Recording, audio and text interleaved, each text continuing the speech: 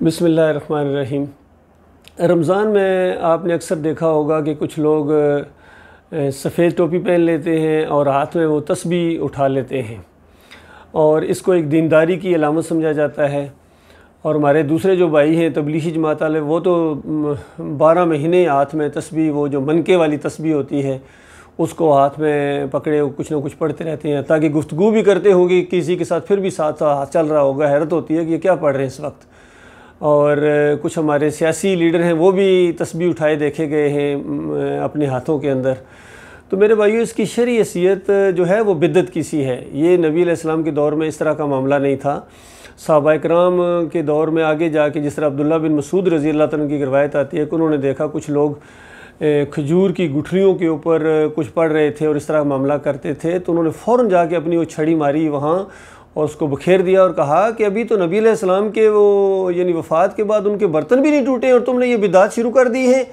नबी अलैहिस्सलाम ने हमें जो बताया इस तरह उंगलियों के ऊपर बताया, ये गिनना है 33 मरतबा सुबहान अल्लाह, 33 मरतबा अल्हम्दुलिल्लाह, 33 मरतबा अल्लाहु अकबर कहना है। ये जो बताया गया है ये उंगलियों के ऊपर गिनना बताया गया है।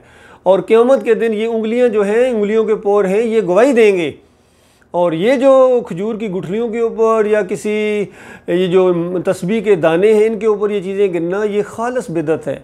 और हैरत होती है, ये सऊदी अरब में भी जो लोग जाते हैं उम्रे के लिए या हज के लिए, वहाँ से तोहफे लेके आते हैं और दूसरे मुसलमानों को देते हैं। वहाँ से जय नमाज भी, उसके ऊपर भी ये तस्वीरें बनी होती हैं। ख़ासकर गुम्बद की तस्वीर अगर बनी हो उस जय नमाज के ऊपर, तो वहाँ तो नमाज भी नहीं होती है, क्योंकि ये गुम्बद तो पूरी तरह ये एक बुत परस्ती की अलामत है, कब्र परस्ती की अलामत है। तो ये जो तस्बीह के दानों वाली जो होती है एक उस धागे के अंदर परो की, ये तो खालिस बिदअत है।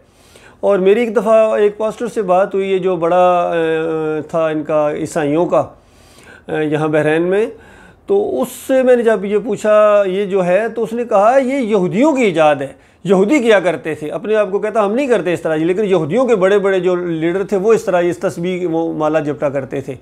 और फिर हिंदुओं के अंदर देखा गया है, जोगी जो हिंदू जोगी होते हैं वो बड़े बड़े मनकों वाली तस्बीह अपने गलों के अंदर लटकाते हैं।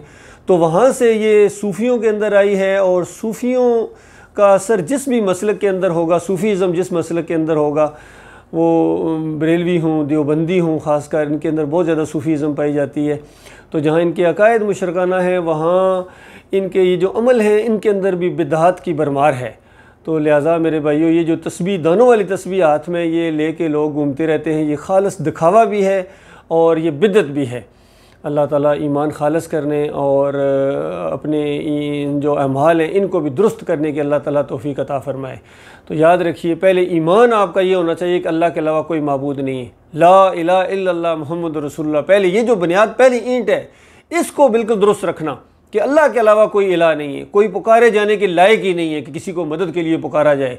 या अली मदद, या रसूल मदद, ये तो ऐलान के साथ शिरक की पुकारे हैं। या गौस मदद, जब ये आपने पढ़ लिया, इस तरह नारे लगाएंगे और उसके बाद आपका ला इलाहा इल्लल्लाह तो ख़त्म हो गया। इसी तरह गैर अल्लाह की नज़र न्याज करेंगे, 11वीं 12वीं या इस तरह की चीज़ें, चादरें चढ़ाना, उर्स और मेले करना, हलीम घोटना, ये सारी चीज़ें जिस तरह ये गैर अल्लाह की तरफ मंसूब की जाती हैं, इससे तो ला इलाहा इल्लल्लाह ही ख़त्म हो जाता है।